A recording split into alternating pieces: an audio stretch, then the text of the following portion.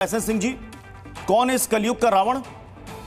त्रेता युग के रावण की चर्चा कल सीएम योगी आदित्यनाथ ने की। कौन है यह रावण? प्रत्युष जी जानते हैं, प्रत्युष जी एक बड़े राष्ट्रवादी मुस्लिम थे। उन्होंने लिखा था, अकबर इलाहाबादी, उन्होंने एक शेर लिखा था, इसी में सारा जवाब है। वो कत्ल भी करते हैं तो चर्चा नहीं होती, हम आह भी भरते हैं तो हो जाते हैं बदनाम। एक राष्ट्रवादी मुसलमान ने इसलिए लिखा कि आप देखेंगे प्रत्युष जी 4-5 एग्जाम्पल हैं जिस बात को लेकर लड़ाई हो रही है। पहला, कोई 250 घुड़सवार के साथ 1191 में आता है और हम बट जाते हैं तो कट जाते हैं। रजवाड़ा एक दूसरे से कहते हैं कि तुमने हमारा साथ नहीं दिया इसलिए हम तुम्हारा साथ नहीं देंगे, और सोमनाथ मंदिर लूट जाता है। आगे देखेंगे कि अंग्रेजों की नीति ही थी बांटो और राज्य करो, ये तो सबने पढ़ा, ये तो भारतीय जनता पार्टी ने नहीं पढ़ाया। और तीसरा आप देखेंगे कि देश की आजादी तो वंदे मातरम, भारत माता की जय, इसी तिरंगा के साथ लड़ा जाता था। लेकिन आजादी के समय आदरणीय प्रत्युष जी, आजादी के बाद जैसे ही हम बटे, विचारों में बटे कि हम आपके साथ रह नहीं सकते, हमारी पूजा पद्धति, हमारा भोजन, हमारी महिलाओं के प्रति सोचने की, हमारी प्रकृति के पीछे सोचने की प्रवृत्ति और प्रकृति अलग है, हम बटे तो कट गए। और आज भी प्रत्युष जी कह रहे हैं, एक आदमी रोज कहता है कि मेरा वाला ही बड़ा है, मेरे वाले को मानो, मेरे वाले को सजदा करो। एसएन सिंह जी, कल सीएम योगी आदित्यनाथ ने जो कहा, उन्होंने कहा काका और चाचाओं की जमात। इनको मालूम है कि देश और समाज उनके जो कृत्य हैं वह कहीं भी किसी के लिए ना वर्तमान और ना भविष्य के लिए अच्छे होंगे। ये काकाओं और चाचाओं की जमात किसकी है? प्रत्युष जी देखिए, बहुत सारी चीजें ना तुकबंदी, प्रत्युष जी बहुत सारी चीजें ना तुकबंदी पे होती है। उन्होंने ये भी कहा, त्रेता युग से कलयुग की तुलना किया। प्रत्युष जी जानते हैं क्या होता है? हाँ। जब आपको पूजा पाठ में विघ्न डालने लगेंगे, जब आप धार्मिक यात्राओं पे अपने कालखंड में प्रतिबंध लगाएंगे, जब आप कहेंगे कि हिंदू हिंसक होते हैं, जब आप कहेंगे साधु सन्यासी चिलिमजीवी होते हैं, जब श्रृंगार गौरी के पूजा को प्रतिबंधित करेंगे, राम भक्तों पर गोली चलाएंगे, तो कोई भी कहेगा। तो मतलब कि आप मतलब इशारा समाजवादी पार्टी की तरफ ही था ना? प्रत्युष जी देखिए, हम तो सबको कह रहे हैं, केवल समाजवादी पार्टी नहीं। अगर कांग्रेस के लोग कहते हैं कि भारत तेरे टुकड़े होंगे इंशाल्लाह इंशाल्लाह, तो हम उनको भी कहते हैं, हम उस विचारधारा को कहते हैं जो नवीन दुबे जी, अखिलेश यादव कह रहे हैं कि ये पीडीए की ताकत से घबराकर ना बटेंगे ना कटेंगे वाले नारे दे रहे हैं। किस तरफ है इशारा? ये चाचाओं और काकाओं की जमात किसकी है, किस पार्टी की है? बिल्कुल प्रत्युष जी, निश्चित तौर पर योगी जी का सीधा सीधा इशारा जो है वो समाजवादी पार्टी की तरफ है, वो स्वीकार करना पड़ेगा। और दूसरी चीज ये आती है कि अभी हालिया लोकसभा चुनाव जो संपन्न हुए, इसमें बड़ी एक मजबूत ताकत की तरीके से समाजवादी पार्टी उभरी और उसके पीछे उसका पीडीए का एजेंडा था, ये स्वीकार करना पड़ेगा। अभी तक सभी लोग ये मान रहे थे भाई पिछड़ा, दलित, अल्पसंख्यक, लेकिन एक और बड़ा कार्ड अखिलेश यादव ने खेल दिया जब माता प्रसाद पांडे को नेता प्रतिपक्ष बना दिया। अब इस चीज की कोई काट सत्ताधारी दल के पास, भाजपा के पास है नहीं है। और यही समस्या है कि आप कहते हैं बटोगे तो कटोगे। अरे भाई पहले छठोगे, आपने पहले छांट दिया है। कैसे छांटा है? आपने छांटा, लोगों को हिंदू मुसलमान में लड़ाया, फिर आपने पार्टियों को तोड़ तोड़ के छांट छांट के अपनी तरफ ले लिया, और उसके बाद आपने बांटने का काम किया। बांटने का काम आपने, जिस सुप्रीम कोर्ट ने SC/ST एक्ट को खत्म कर दिया, आप वापस ले आए, तो आपने क्या किया? बंटवा दिया।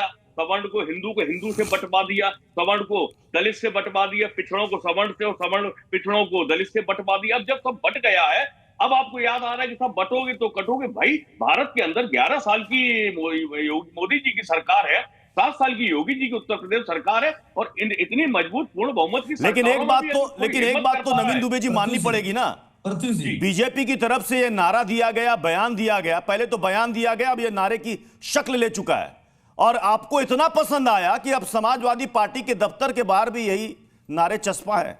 बहुत पसंद आ गया आपको यह नारा? अखिलेश यादव जी ने या किसी बड़े नेता ने समाजवादी पार्टी के ऐसा कोई नारा आगे बढ़ाया है? कार्यकर्ता करते हैं, निश्चित तौर पर हो सकता है अति में कोई कार्यकर्ता ने लगा दिया हो, लेकिन मैं उसको स्वीकार नहीं करता हूं। देखिए ऐसा है, समाज, भारत अनंत काल से एकजुट था, और अगर एकजुट नहीं होता तो जिस देश के अंदर 700 से अधिक वर्ष मुगलों का शासन रहा हो, तुर्कों का शासन रहा हो, वहां हिंदू जिंदा रहा। मैं बहस में आगे बढ़ूं, लेकिन उससे पहले सीएम योगी आदित्यनाथ का वो बयान सुनाते हैं जिसमें उन्होंने चाचाओं और काकाओं की जमात का जिक्र किया। राजनीति के नाम पर चाचा और काकाओं की इस जमात को भी मालूम है कि देश और समाज के लिए उनके जो कृत्य हैं वह कहीं भी किसी के लिए, न वर्तमान पीढ़ी के लिए न भविष्य की पीढ़ी के लिए ही उचित होंगे, अच्छे होंगे, लेकिन उनकी दुर्गति होनी है। इसलिए वे लोग भी आज फिर वही कार्य कर रहे हैं, बांटने का काम, आपस में विभाजन करने का काम।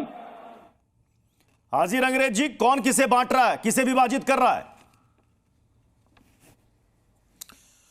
देखिए प्रत्युष भाई, लगातार भाजपा जो है ना ऐसे बयानों से सुर्खियों में रहना चाहती है, जिसकी वजह से जहां पर लगे कि भाई हिंदू एकजुट हो जाओ, फिर तो कल हम मुसलमान कहेंगे मुसलमान सब एकजुट हो जाओ, फिर कहेंगे कोई सिख समुदाय के लोग आएंगे वो कहेंगे हाँ सिख समुदाय एकजुट हो जाओ। तो किस तरीके की ये तो वही वाली अंग्रेजों वाले काम हो गया कि फूट डालो और राज करो। और उनका मकसद भी सिर्फ एक है, ये किसी को ये जोड़ना नहीं चाहते, ये चाहते हैं कि वोट्स जुड़ जाए। और जब जहाँ जिस देश में बहुसंख्यक समाज के लोग ज़्यादा हों, और लगातार इन्होंने जब 2014 से लेके अभी तक, उससे पहले अटल बिहारी वाजपेयी भी थे, क्या उनके समय में कभी ऐसे नारे लगे? नहीं लगे। उन्होंने कभी हिंदू मुसलमान करा? कभी नहीं करा। मगर मोदी जी के आने के बाद से लगातार भाई हिंदू खतरे में है। अरे जिस देश में 100 करोड़ हिंदू हो वो खतरे में हो सकता है? 2% मलेशिया में हिंदू है, क्या वहाँ खतरे में है? इतने सारे 57 मुल्क है मुस्लिमों के, उनमें इतने सारे हिंदू भाई काम करते हैं, कहीं खतरे में है? नहीं है। तो मैं कहना चाहता हूँ कोई खतरे में नहीं है। ये एक परसेप्शन बनाना चाहते हैं, एक नैरेटिव, एक प्रोपोगंडा फैलाना चाहते हैं कि हिंदू खतरे में है। अरे भैया, ना हिंदू खतरे में है ना मुसलमान खतरे में है। अगर सबसे खतरा है, इन सबको खतरा है, तो मोदी जी और आरएसएस से खतरा है। तो हम जैसे AIMIM कहती है मुस्लिम खतरे में है, आप नहीं कहते? नहीं, भाई आपकी पार्टी के नाम में ही मुसलमान जुड़ा हुआ है, हिंदू जुड़ा है क्या? बताइए ना। देखिए वो, अरे सर सुन तो लीजिए, हमारे संविधान के और हमारे इस देश के कानून के तहत बनी हुई हमारी पार्टी जो है हमारे संविधान के अनुसार बनी हुई पार्टी है। हमारी पार्टी का ऑल इंडिया मजलिस इत्तेहादुल मुस्लिमीन नाम है, तो किसी को इसमें ऐतराज नहीं होना चाहिए। हम तो दलित भाइयों को भी साथ लेके चलते हैं, हम तो आदिवासियों को भी लेके चलते हैं, हम हिंदू भाइयों को भी टिकट देते हैं। भाजपा को आप ये बताइए, आप कह रहे हैं कि भारतीय जनता पार्टी, ये बताइए इन्होंने कितने, ये जो है, मैं रोहित अग्रवाल जी, कितने सांसद हैं? रोहित अग्रवाल जी, मैं आपके पास आ रहा हूं, लेकिन उससे पहले जिसका जिक्र मैंने ठीक शुरुआत में किया, जो पहला सवाल मैंने एसएन सिंह जी से लिया था कि आखिर त्रेता युग के रावण की तुलना आज के समय में की जा रही है, तो कलयुग का रावण है कौन और उसके अनुयायी हैं कौन? वे ताकतें जो आज भारत को कमजोर करना चाहती हैं, वे समाज को बांटने का काम उसी रूप में कर रहे हैं जैसे कभी त्रेता युग में रावण और उसके अनुयायी कर रहे थे। बहनों और भाइयों, नाम का अंतर है, काम उस समय भी उनका बांटने का था। आज के वे लोग भी उसी रूप में, कोई जाति के नाम पर, कोई क्षेत्र के नाम पर, कोई भाषा के नाम पर, कोई परिवार के नाम पर समाज को बांटने का जो कुत्सित प्रयास हो रहा है। ये चाचा, काका और रावण कौन है रोहित जी? खुद ही जवाब देती चली रोहित जा रही अग्रवाल से सवाल। 2014 के बाद आपको दिख नहीं रहा है क्या कि जनता जवाब नहीं दे रही है कि रावण कौन है? तो जनता तो खुद ही जवाब दे रही है रावण कौन है, परंतु जो रावण की भूमिका के अंदर, जो रावण की विचारधारा को आगे लेके बढ़ना चाहते हैं, वो समझना ही नहीं चाहते हैं। खैर, समाजवादी पार्टी के प्रवक्ता बोले यहाँ पे कि हम समझ गए कि हम ही हैं, परंतु खैर इसमें कोई फर्क नहीं पड़ता। लेकिन हमको और आपको ये समझना पड़ेगा, पार्टी का प्रवक्ता नहीं हो भैया, देश के आपने कहा, एक्सेप्ट किया नवीन दुबे जी कि हाँ भाई देखिए, हमें एक्सेप्ट करने में कोई गुरेज नहीं है कि हमारे लिए कहा गया है, तो आप तो समझ गए कि आपकी जो कहा गया है समाजवादी पार्टी से ही नहीं है महाराज। प्रत्युष जी कि देश के विकास जनता समझ रही है इस चीज को। ये लोग खड़े नहीं है। देश में अगर विकास हो रहा है, देश में अगर कहीं कोई काम हो रहा है, चाचाओं और काकाओं की बात अगर होती है तो उसमें तो अजीत पवार और शरद पवार भी आते हैं। चीज का विरोध करना है, हर चीज का विरोध करना है, धर्म के आधार पर राजनीति करनी है, पीडीए के आधार पर राजनीति करना चाहते हैं। अरे भाई साहब, जब पाकिस्तान बटा था तो वहां पे पीडीए नहीं था क्या? वहां पे 20% हिंदू में पीडीए नहीं था क्या? भारतीय जनता पार्टी के साथ जाने से पहले आप भी पीडीए के बड़ा महिमा मंडन किया करते थे। जयंत चौधरी जी भी बहुत महिमा मंडन किया करते थे। पाकिस्तान अब ऐसी क्या सोच आ गई अब?